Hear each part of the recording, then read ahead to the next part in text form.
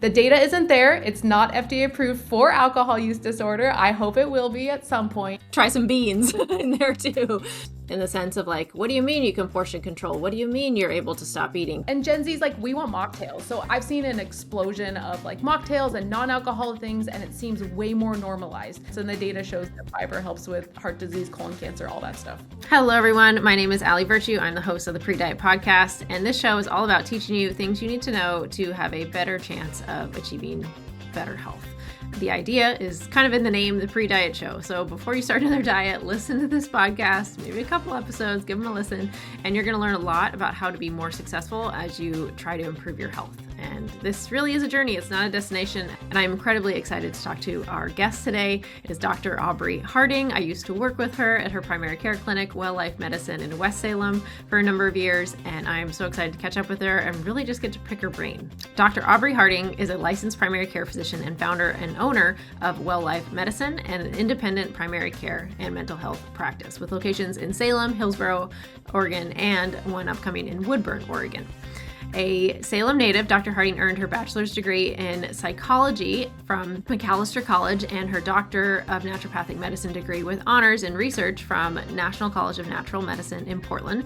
After 11 years in clinical practice, she recently stepped away from direct patient care to focus on leading and expanding the Well Life Medicine clinics. Her clinical interests include evidence-based treatment of metabolic conditions such as obesity, diabetes, high blood pressure, with a particular focus on sustainable medical weight loss. She is passionate about helping patients move forward beyond restrictive dieting and develop realistic long-term approaches to health. Outside of work, Dr. Harding enjoys strength training, especially calisthenics, traveling, and college football. All right, let's go ahead and dive into our conversation with Dr. Aubrey Harding. All right, Dr. Aubrey Harding, welcome to the Pre-Diet Podcast. Thank you so much for being here. Yeah, happy to be here. All right, so one of the first questions I think we've talked about this for a little bit of background for people that I haven't talked to about this before, but I used to work for you for a couple of years, and I think the very first networking meeting I went to was BNI.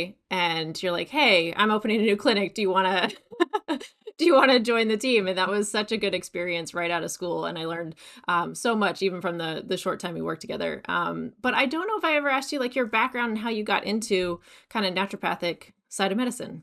Yeah, so it's kind of an interesting story. So I used to help volunteer with sports medicine in high school, and I was like, I'm going to be an orthopedic surgeon. This is going to be so fun. And so I went to college doing all the pre-med stuff. I worked athletic training during then as well. I got really into public health, and I thought, well, maybe I should go over to primary care. And then after that, I worked in the hospital as a scribe in the emergency department. I saw how broken the healthcare system was, and I got really idealistic, and I thought maybe naturopathic medicine would be the like happy medium for it all. So I moved back to Oregon, and then I went to in UNM, the naturopathic school, and in Oregon, NDs are primary care physicians. We can prescribe, we can treat, all that kind of stuff. And so it seemed like the perfect kind of happy medium.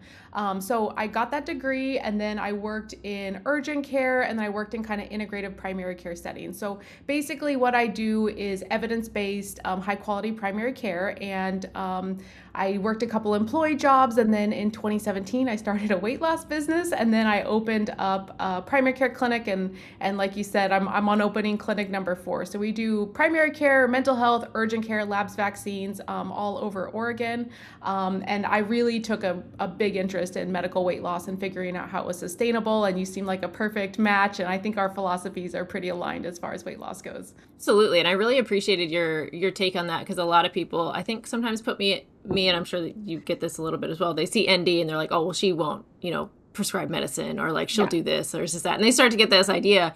And so I'm really excited to talk about these topics because I think they're so powerful. And I think that happens once you get into the industry and see real people and meet real people and like, oh, behavior change is like really hard. And so like we need a lot of tools to help everybody instead of saying like, well, if you can't do the behavior things, like you're a failure and you don't, I can't help you. Like we need other tools to help people that aren't, able to snap their fingers and change their behavior. Because I mean, in my own life, that's harder to do than we first realized.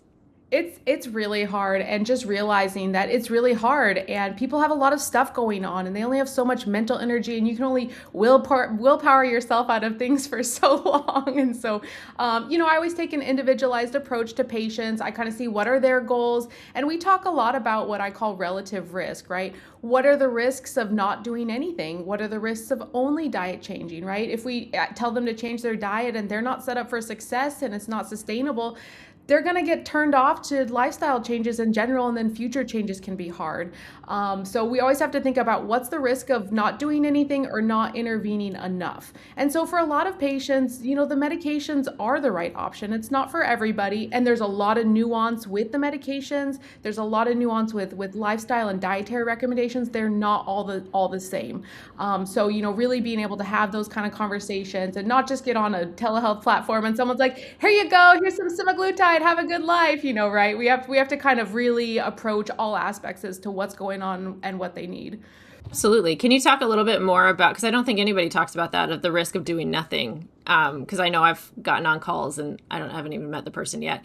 And she's like, I've been dieting for 40 years, longer than you've been alive. Why are you going to be any different? I'm like, oh, good question. Yes. And I'm happy to say that person is doing really, really well, because it was framed different for her and, different approach than what she'd experienced. But coming into that, that's really heavy and that's really hard. I mean, that would be hard to do that if you've been in your head. I don't think every dietary endeavor is necessarily a failure. I think you learn something, but coming into that's really hard to sign yourself up again. But yeah, can you talk about like the relative risk of not doing anything? Yeah, absolutely. So we see a lot of patients at this point who are just coming for primary care. Some of them don't know they have diabetes. They don't know their cholesterol's through the roof. And so, we're kind of helping assess what's going on right now. And then, we are often, if they have metabolic conditions or they fall into the FDA approved categories for some of these weight loss medications, we are having that kind of conversation with them. Basically, for example, I'm just going to talk about diabetes a lot because some of these GLP medications are FDA approved for diabetes, and they have been since 2005, right? We're just now hearing about them, but this class of medication has been around for over 20 years, and we've been using it to manage diabetes for 20 years. So the burden of diabetes is massive, right? So long-term consequences of diabetes, blindness, dialysis, losing limbs. It's extremely expensive on the healthcare system, and just, really poor quality of life if it goes untreated. So I really do address blood sugar a lot with patients, and, we kind of talk about, okay, well, what if we don't do this? What's going to happen down the road? And so, for patients, I'm like, how are we going to intervene? Not like, do you want to intervene, but like, how are we going to intervene?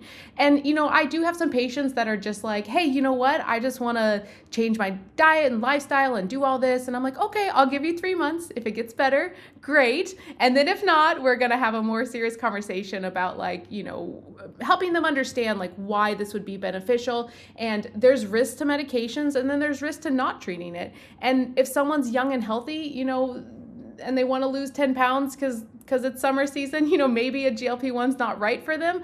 But, if they're 40 pounds overweight, they have diabetes or pre-diabetes and have all these other risk factors, then we're having kind of a different conversation.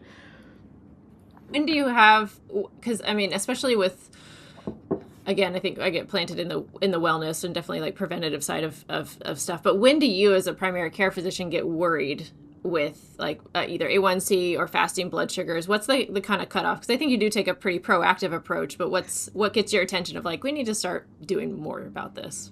Yeah, exactly. So if I'm seeing actual pre-diabetes, so let's talk about this. So one way we screen for diabetes is we do a test called a hemoglobin A1C, and a normal range is anything under 5.7. Pre-diabetes is 5.7 to 6.4, and then diabetes is 6.5 or higher.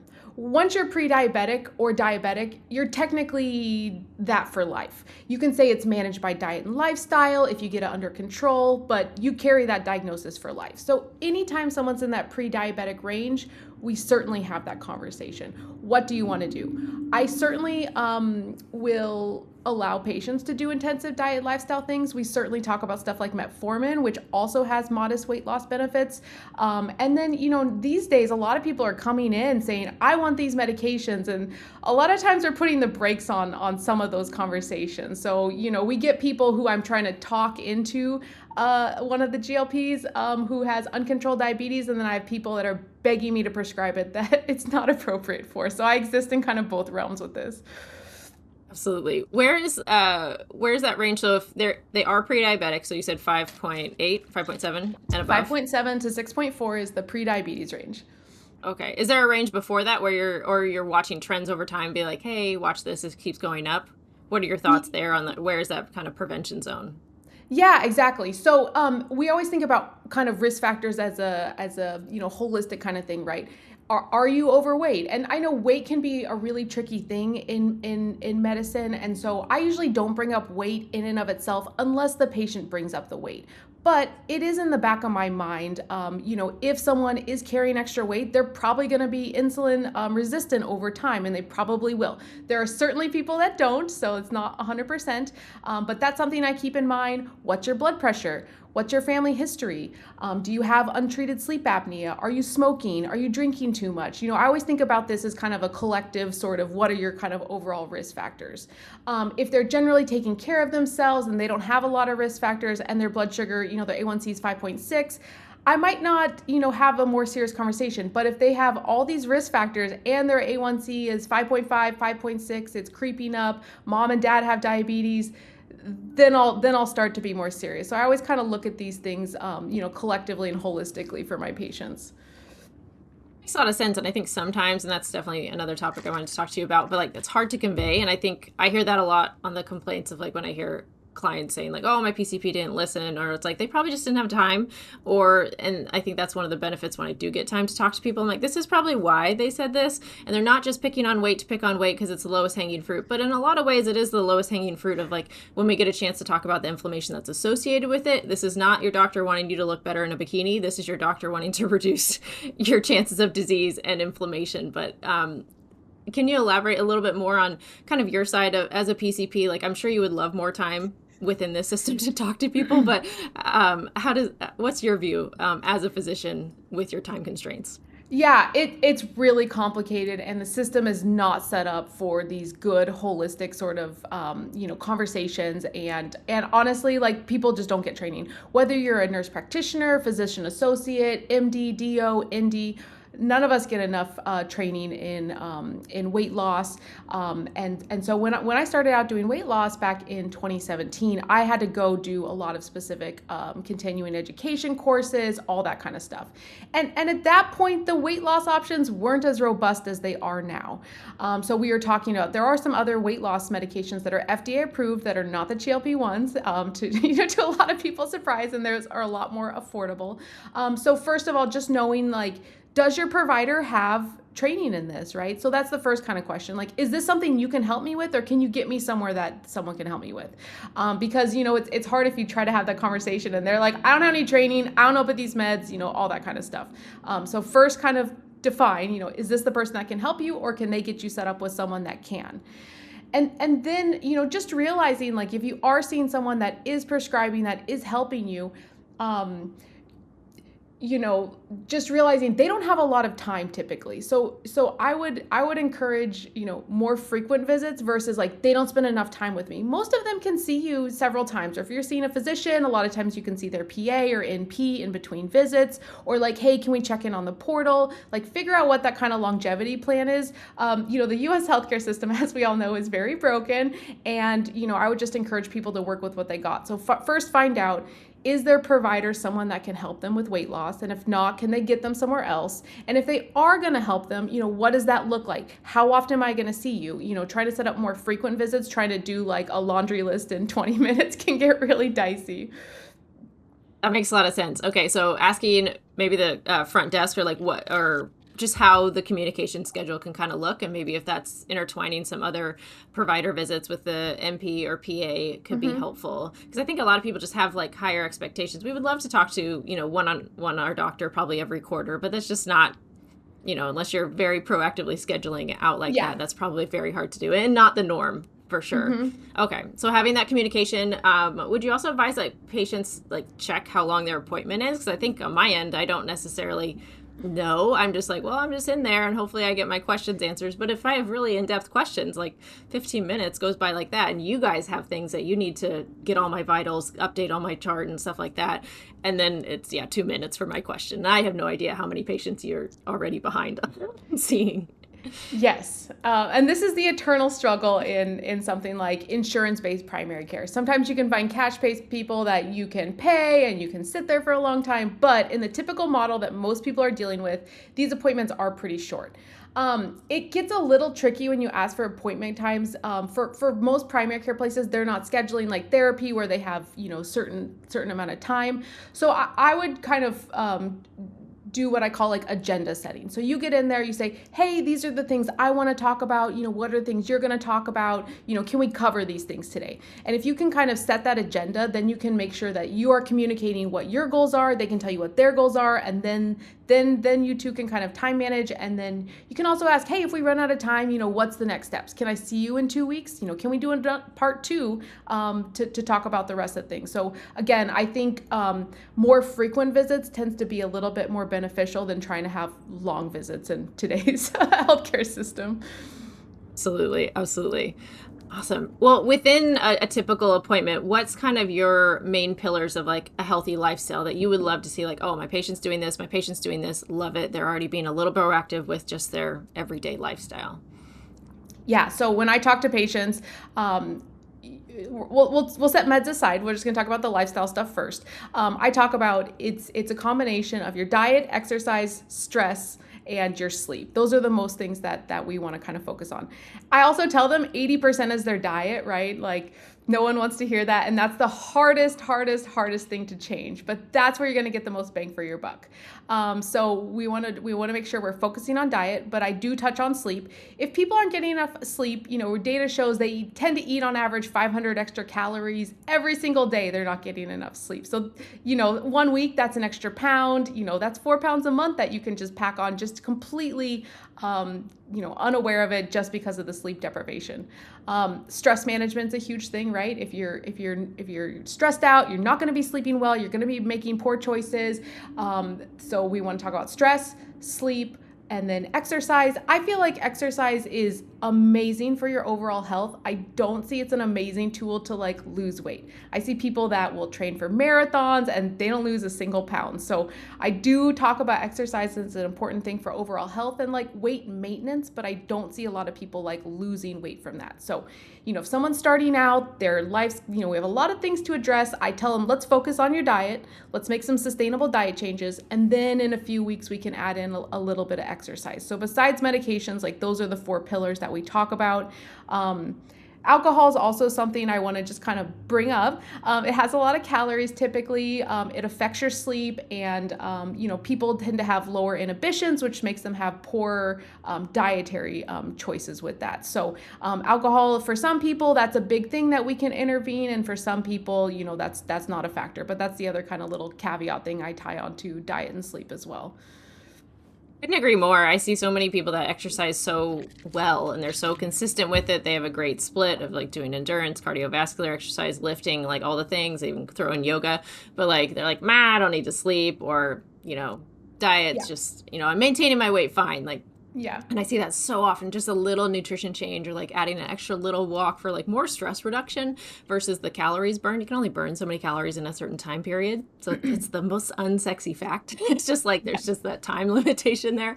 Can you talk about more of like what options people have if they are struggling with alcohol? Yeah, alcohol. So a couple different things. So if it's just like I just have a couple extra drinks too many times, it's like, okay, what kind of other activities can we fill it in? Anytime we're trying to take something out, we first want to put something else in. It's really hard to be like, don't do this, don't do this, don't do this.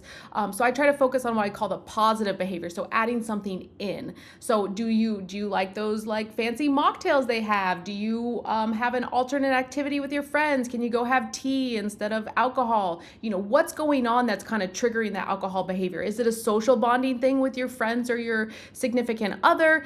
Is it, just a stress relief? So I kind of take a step back and be like, what's the actual issue?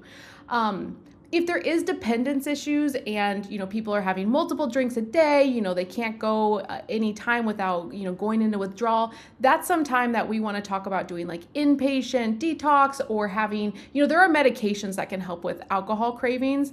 So definitely talk to your primary care provider or mental health provider. I know here in Salem, they have places that you can be seen same day for this sort of thing. Most of the patients I'm working with, it's just like, I have too many drinks, too many times. It's less of the dependent sort of thing. So it's kind of working with them to be like, okay, what's triggering that? And can we find an alternate behavior to, harm reduce, right? We want to have less drinks, or are you someone that needs to have no drinks, right? And each person's a little bit different with that. I think that's so helpful because it's definitely not my scope of practice. And I can see like, we can talk about like the behavior side of things of like, what else can we have? Or can we change up our routine or, just routine in the evening? Can we go for walks instead of like planning ourselves in the front of the TV, and the TV is associated with drinks and that type of thing. But is that something, because I know GLP-1s were on our list to talk about anyway, but have you found that's a reduced craving for alcohol with some of the people on those medications as well? Yes. So they are doing a lot of research on that right now. So we don't have hard data for this, but anecdotally, yes, a lot of my patients are reporting, even if they don't have alcohol use disorder, that they are having decreased cravings for alcohol, which is a really, really, really promising, area of research. And then I also had a patient who was, she has alcohol use disorder. She was seen at a treatment facility in Salem, and they were doing a clinical trial with Ozempic, one of the GLP medications for alcohol use disorder. So these patients were coming in every week. They were getting their injections there, and she was telling me it was pretty life-changing for her. So the data isn't there. It's not FDA approved for alcohol use disorder. I hope it will be at some point, but the data so far is really promising in that arena. That's really exciting. And a couple clients that have struggled with alcohol abuse have mentioned this particular person didn't have a ton of weight to lose, but she really struggled with binge eating. And that's why her prescriber prescribed that as well. It sounded more like an experiment, but it worked really well for her because it quieted the food noise and allowed her to just see what life is like without those massive binges. And then she could work on the behavior stuff to like reset her routine to set herself up for success. And then I think she ended up tapering off it a little bit. But what is your experience or has been your experience thus far? These medications have been out in the market for a lot longer than people are probably aware of, but what has been your experience so far with GLP-1 medications? Yeah. So first I'm going to talk about it in regards to diabetes, right? Like I was mentioning, the burden of diabetes is massive on individuals, on society. You have to check your blood sugars twice a day. It affects your diet. You have to take meds. Some of them have side effects. You have those long-term things like I talked about, kidney disease, blindness, losing limbs, and stuff like that. So it is a massive burden on society. It is a huge cost. It has been very difficult to treat diabetes, and I'm not sure if you know that the rates of prediabetes and type 2 diabetes or insulin-resistant diabetes are just skyrocketing. So this is becoming a huge problem. A lot of people are walking in, they have no idea they have diabetes, and so we're dealing with this a lot.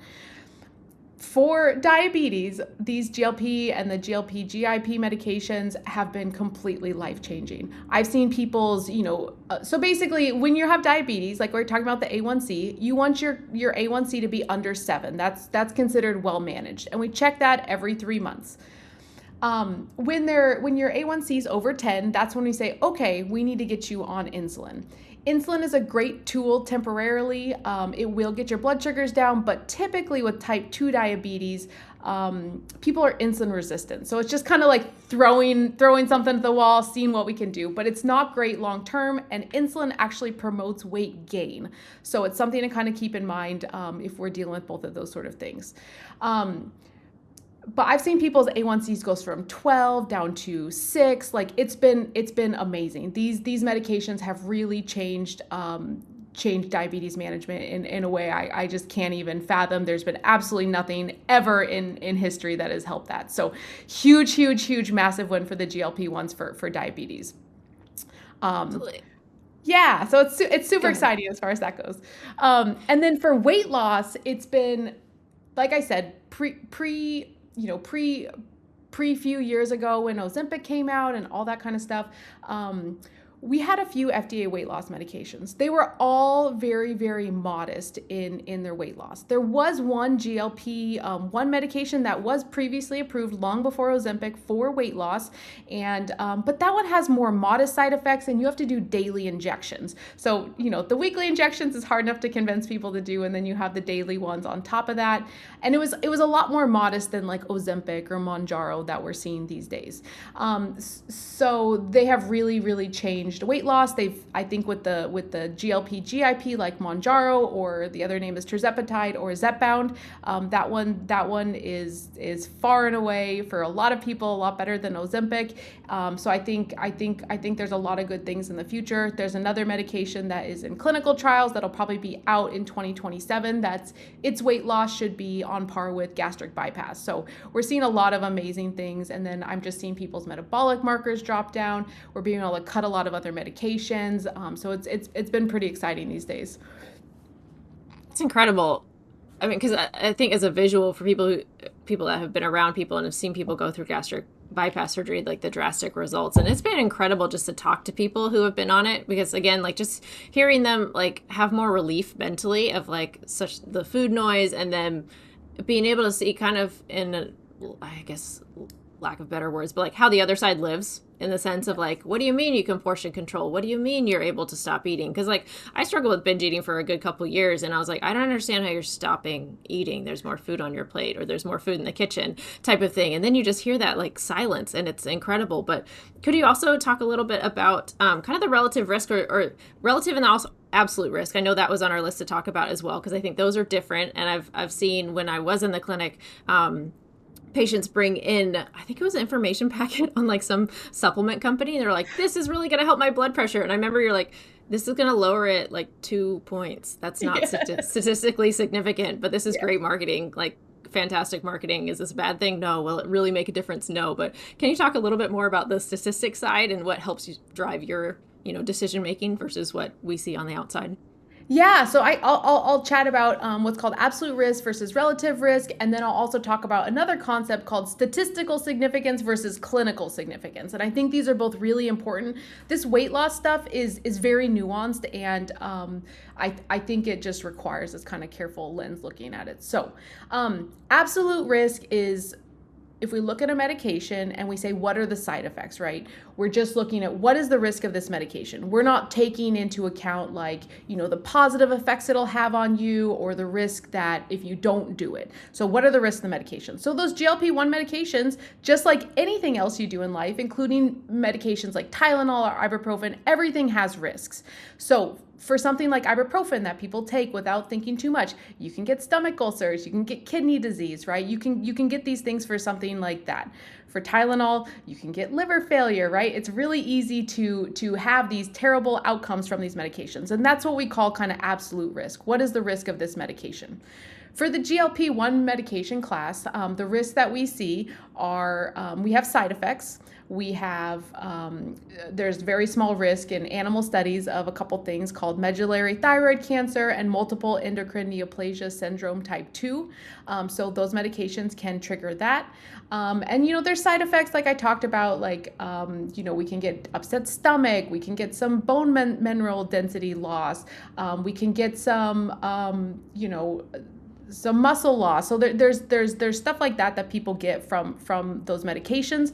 They're not totally sure if it's due to the weight loss in and of itself or the medication. So I just want to kind of throw that out there. You'll hear lots of sort of stuff, and most of those things can happen from rapid weight loss, regardless if it's from medication or diet changes.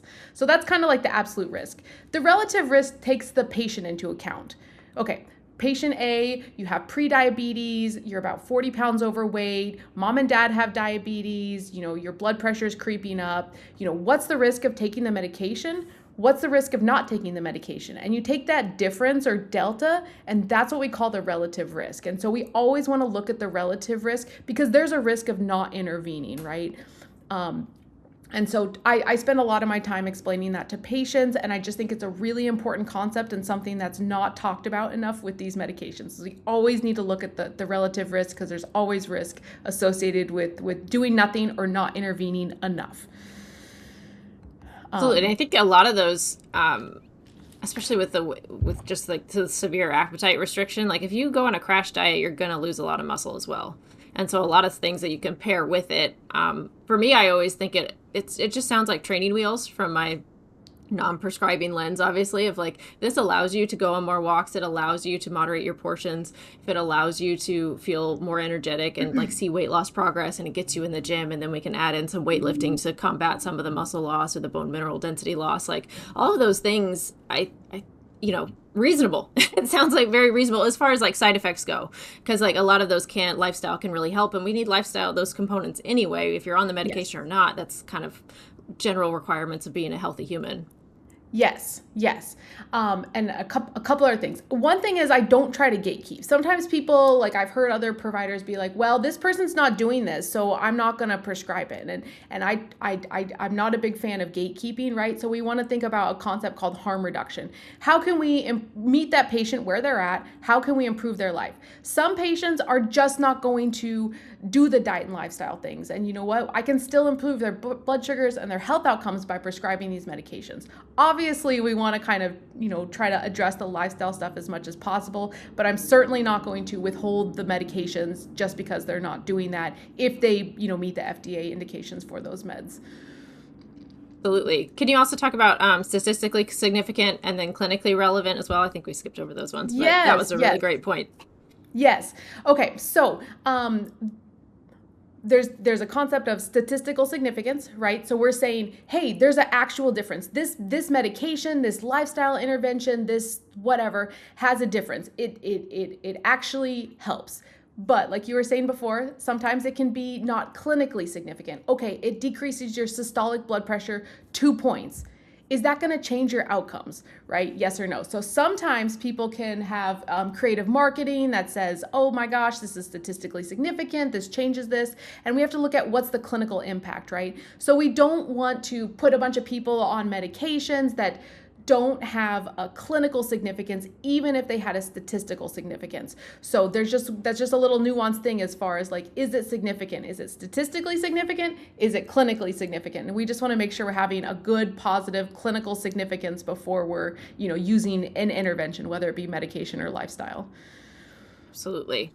And then when you're looking at GLP-1s, there's a lot, like you mentioned, there's a lot of variety as far as GLP-1s. So how do you have a conversation if someone maybe has tried one, they're like, oh, no, that didn't work for me, or it made me feel awful. I've definitely heard that before. A friend's mom has tried it before, made her feel really awful. I think she suffered with constipation. But like we talked about those other side effects, like there's so much lifestyle and other things that you can do to help that. So again, it allows this potentially life-saving medication to have a chance. Yeah, and people come in, I want this because so and so took it, or this happened with this medication. And again, it's getting into the nuance and the details. Okay, what happened? What was your dose? How long did you take it? So it's kind of like figuring out, okay, what, were you just like, did the dose escalate as fast as possible, and you had side effects at the higher dose? Was it starting out? Was it tolerable? Was it not? So one thing I talk about with patients when I'm starting a medication is, what are we going to expect here? And I think if you set up those expectations, they're a lot more likely to stay on it, for it to be able to help. As with several medications, the GLP-1s tend to have side effects at the beginning that tend to resolve over time. So if you have that conversation with the patient, hey, we're going to start you at this starter dose. We're only going to increase as you tolerate it. You're going to let me know. You might have heartburn, you might have some constipation. If it's tolerable, keep taking it. You can do over-the-counter stuff to kind of help with the side effects, but just keep taking that same dose until you're doing okay with it. And then we can increase the dose. So it's making sure that the patients know what to expect, because if you don't have that conversation and then they're having explosive diarrhea, they're stopping that medication and they may not come see you ever again. Again. So it's just kind of setting up what to expect, how to manage those, what to do if it's unmanageable, and just having someone that can work with you on those nuances. And, another question I had about it, because I think this was a couple years ago, and as these were getting more popular, but it seemed like the providers wanted to increase at a pretty steady rate. It sounds like now it's a little bit more cater to the person of like, hey, I'm happy on this dose. Like my appetite is perfectly regulated. I don't have any of those symptoms anymore. Was that just early recommendations or early training that we're trying to like increase dose on a regular basis? And has that changed at all? Yeah, it's a good question. So, what's FDA approved is those kind of monthly dose escalations for the two main ones that we're prescribing right now are Ozempic, which the active ingredient is called semaglutide. That one is also available for weight loss. So, Ozempic's approved for diabetes.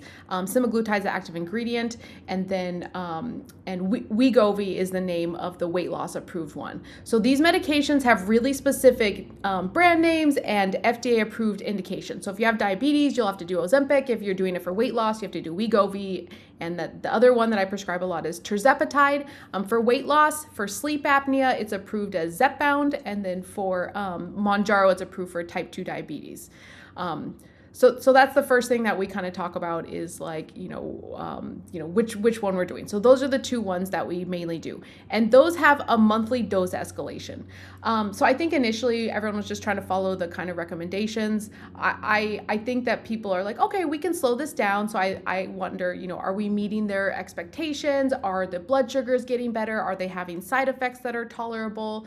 That kind of thing. So for me, I don't put refills on these medications. I make my patients at least portal message me every month. This dose is good. I want to slow down so that we have like a, consistent eye on what's going on.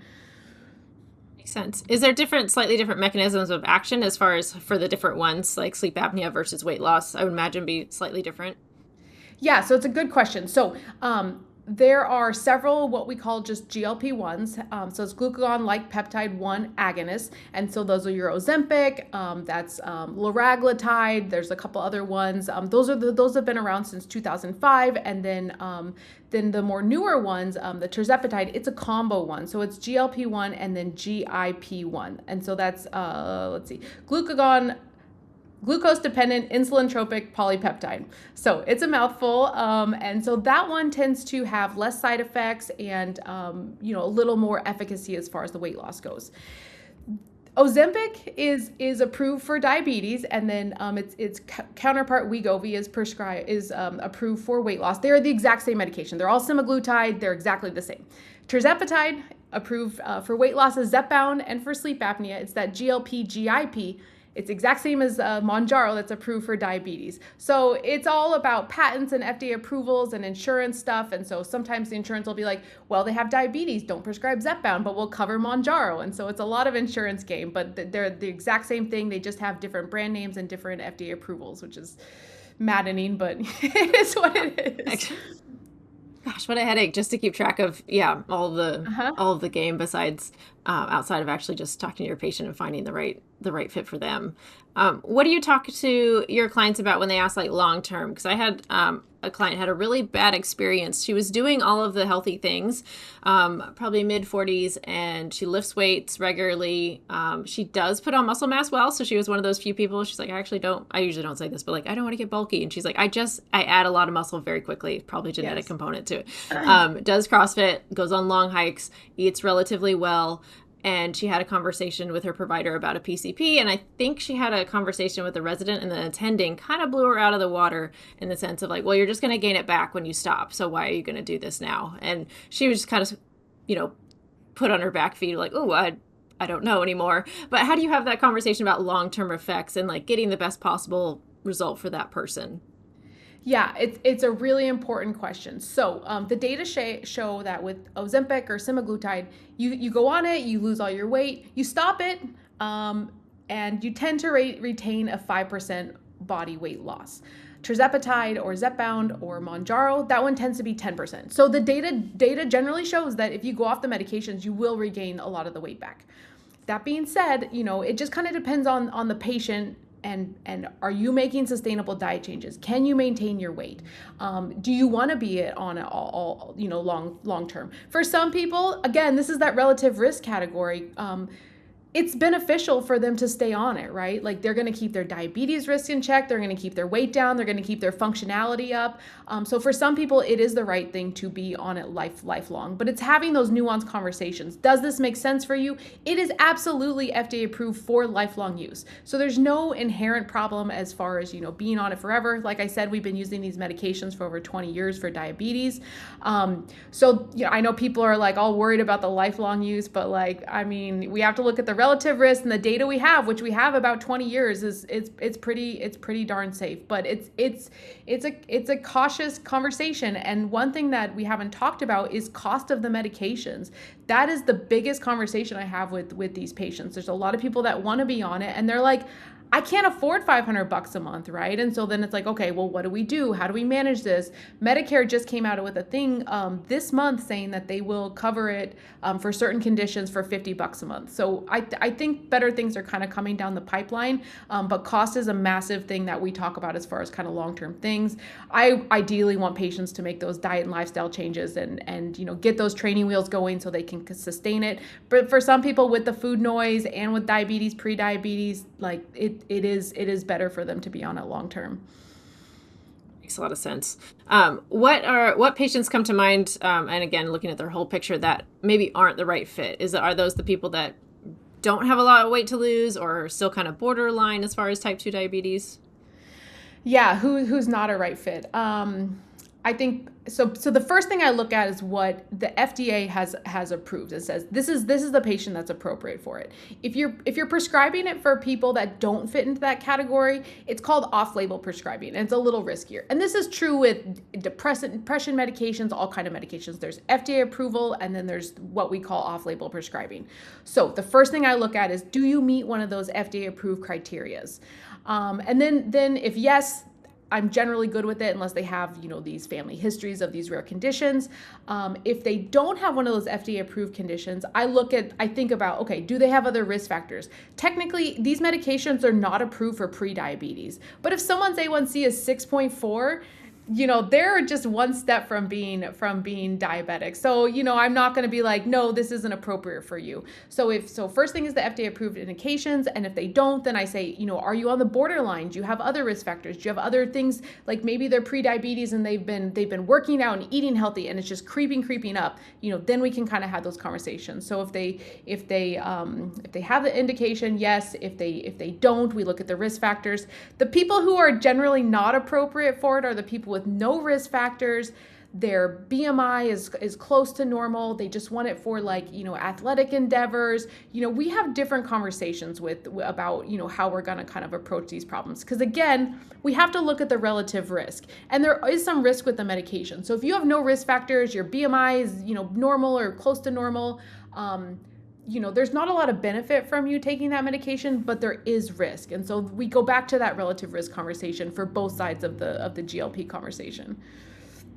So helpful. And it makes me think of especially if they've tried dietary things. I mean, some things like, honestly, therapy. If it's like poor stress management that causes us to maybe, and it's harmless snacking or generally harmless, I don't know if that's the right term, but like occasional alcohol consumption, right? If those and especially someone who's maybe like 20 to 10 pounds overweight. And so it's not necessarily, 20 pounds is pretty significant, probably metabolically, but like less than that, it's you're not worried about them as far as like long-term risk of chronic disease as much for those particular people. But could certainly look at some other options as far as therapy or like hiring a different coach as a different outlook on behavior change and things like that.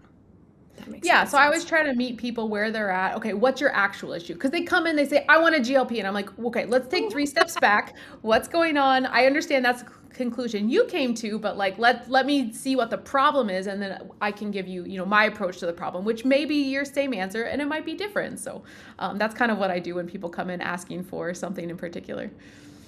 Like, what advertisement did you watch? No. Exactly. Excellent marketing. Mm-hmm. Can you talk a little bit more about what makes Well Life Medicine a little bit different? Because you guys have a really big mental health component, but what else kind of sets you guys apart? Yeah, so I own and I founded Well Life Medicine, and we do primary care and we do mental health. So we have 5 psych nurse practitioners. So psych nurse practitioners do psychiatric evaluations and medication management. So if you think you might have depression or something's going on, you'll have an intake with them. They'll say, okay, you have this condition or that. They'll talk to you about the medication options, and they can treat you for those sort of things. We also have 2 soon to be 4 therapists. And so the therapists do more like talk therapy. And so a lot of times we're doing those kind of hand in hand. So we have primary care. We have 5 days a week. We have walk-in, what we call express care. So people can walk in. They can be seen for one issue, whether it's a cold, UTI, I just moved here, I need my meds refilled, that sort of thing. And then we do like labs, vaccines. And so we try to be kind of one-stop shop. We do a lot of collaboration with the providers. So every week we get together, we talk about difficult patient cases. We do kind of like warm handoffs.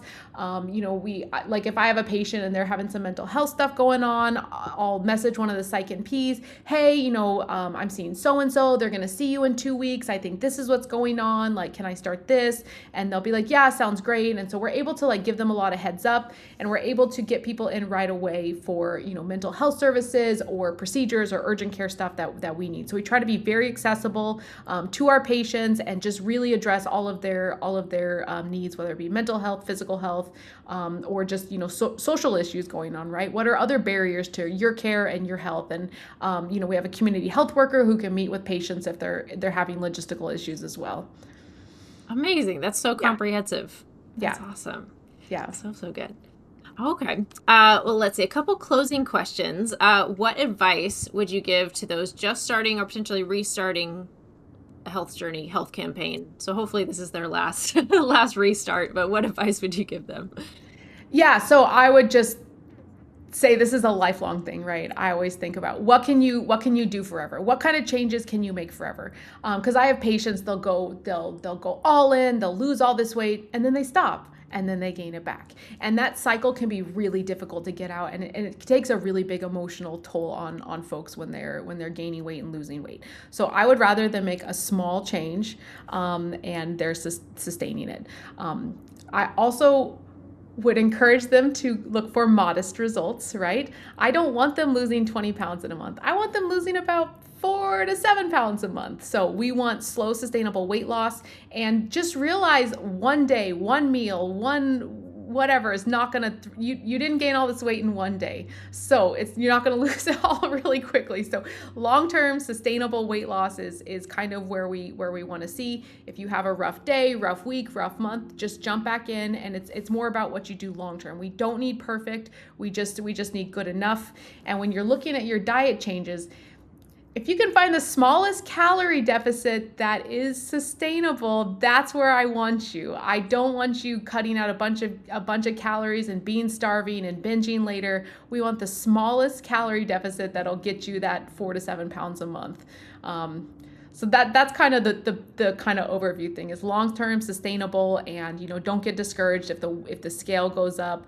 Some people like weighing themselves every day. Some people don't like it at all. Some people once a week. But if you're an everyday scale wearer, it's gonna go up and down depending on water and salt. And so just don't get discouraged based on a reading here or there. Agreed. I saw that in probably I think it was like a women's Facebook group, but someone was talking about that, like, oh, you should only weigh in once a week. And from tracking information from clients, I find it fascinating that the trends that happen. And overall, because nobody is probably as nerdy about this. Certainly clients aren't as nerdy about this, but I'll track their average if they do get a weight, at least 5 for the week, and track their average. I'm like, you're 1.5 pounds down from last week, but I know today you're the same weight as you were last Friday, but you would have missed all of these lower numbers. It's just the weekend that usually puts it up. So Monday doesn't always look like your best weigh in, but Friday or Saturday is sometimes your lowest weights for the week. And that I find gets people really numb to it. Hopefully, obviously a lot of talking around that of like, it's fine, it's normal. This is your normal range of fluctuation, but also like the trend is going. So like, we did great. We don't need to be perfect. Like you said, I think that's the smallest, most effective dose as far as the calorie deficit is just like so magical and underrated. Yes, yes. And I know you talk about this a lot, but fiber is something I talk to my patients over and over about. Protein is getting its moment. That's great. We need protein, but fiber is like the most Fiber is coming up. overlooked. Yeah, it is so overlooked. So figure out where you can sneak in some fiber, slow, steady. It helps all of your health outcomes, colon cancer risk, heart disease, everything. So the more fiber you can get, but just slow and steady, and get some advice on logistics. But fiber definitely needs its moment. Absolutely. Do you have recommendations as far as fiber supplements, or what's your opinions on those? I mean, I like a food first approach, but I recognize that it's hard for people, especially like while they're making those changes and learning what foods are high in fiber, what ones kind of aren't. That's usually surprising that people are like, I had a big salad and it wasn't that much fiber. I was like, I know it's sad, Yeah. but try some beans in there Yeah. too. But what's your take on helping clients like increase their fiber? Keep it simple, right? Find something that you like and stick to it. So the highest like bang for your buck items you're gonna get are chia seeds, ground up flax seeds, and psyllium husk. Those are you. I don't think you can get more fiber for as less grams than those guys. So some people hate chia seeds. Don't eat chia seeds. If you're fine with the psyllium, go for the psyllium. So keep it simple, keep it easy, keep it routine. When I'm working with patients with like weight loss stuff, pick 5 to 10 meals and just stick to those. Eat the same breakfast every day or the same three. So they have whatever calories they have, the general macros, stick to it, make it easy on yourself. Trying to have willpower day after day, meal after meal, like it's just exhausting and it's not gonna work. So find yeah. So figure out what it is. If you like frozen raspberries are amazing source of fiber. Keep them in your freezer, throw them on your yogurt every day. If you are a chia seed person, just be like, I'm having 2 tablespoons every day. Whatever it is, just make it easy and stick to it, and find something that you don't hate to do every day. Don't do things you hate. It's not necessary. I had one client Exactly. that I thought was so genius. She would make chia seed pudding. So it's just chia Uh-huh. seeds soaked in whatever water, almond milk, put a little bit of vanilla in there. She might have put some maple syrup, but a negligible amount. And she just had like 2 big spoonfuls with every meal. It's kind of like literally this fiber supplement. 'Cause she was finding it hard to eat enough of the fiber stuff. It was just filling her up so much. But like Yes. you said, 2 tablespoons of just like and you could do the same thing with chia seeds. It's just like a big spoonful and it lives in her fridge. She makes the batch for the week and that's it. And it was like, I think just from chia seeds, it was like 24 grams of fiber added to her day, not including anything else from her meals. And I'm like, yes, Yes. that's Yes. amazing. Yeah, no, it makes a Awesome. huge difference. And I've seen people, have their LDL or quote bad cholesterol drop like 60 points just from 40 grams of fiber a day. So obviously check with your healthcare provider. Like, I'm not giving any medical advice, but it's something that can make a big difference. And the data Mhm. shows that fiber helps with heart disease, colon cancer, all that stuff. Amazing. Amazing. Lastly, before I ask you where we can find all of the well life medicine related things, one of my favorite questions to ask people is, as in culture, that our culture that makes it very normal to just be very unhealthy, it's very common. What would you like to normalize to help our whole population get healthier? Oh, and one thing that I think Gen Z is doing really good is they're normalizing not drinking alcohol, right? Like I'm a Yeah. millennial. What we do is we go out and there's drinks here, drinks there, all that kind of stuff. And Gen Z's like, we Hmm. want mocktails. So I've seen an explosion of like mocktails and non-alcoholic things, and it seems way more normalized. So that I think is going to have a massive impact on everyone's health. So if we can shift towards activities that are not just alcohol centered, I think that's going to really impact everyone's health overall. Agreed. Agreed. All right. Well, where can people reach out? You have clinics in what areas? What's the best route to reach out if someone's looking for mental health services or primary care services? Yeah, so we have 2 clinics in Salem, one in West Salem and one in Southeast Salem, and then we have one in Hillsborough, and we are opening one in Woodburn in the fall. And we do lots of telehealth. So if you're anywhere in Oregon, we can help you out. We take almost all insurances. We have reasonable cash pay rates if you don't have insurance, and yeah, we do primary care. We do a lot of medical weight loss, so we can help kind of chat with the nuances with all these meds and help you get you on the right track for everything. So you can check our website, welllifemedicine.com, and go from there. Awesome. Thank you so much, Dr. Harding, for being here. This was an amazing question. I don't think I've ever gotten through almost all of my questions before, and everything was answered so thoroughly. This is just making my brain like so excited for people to hear. I think I talk really fast, so hopefully you crushed it. You crushed it. Absolutely. Thank you so much. Awesome. It was great to be here. Thanks for having me. All right, that's what I got for you today. Hopefully you enjoyed that conversation with Dr. Aubrey Harding.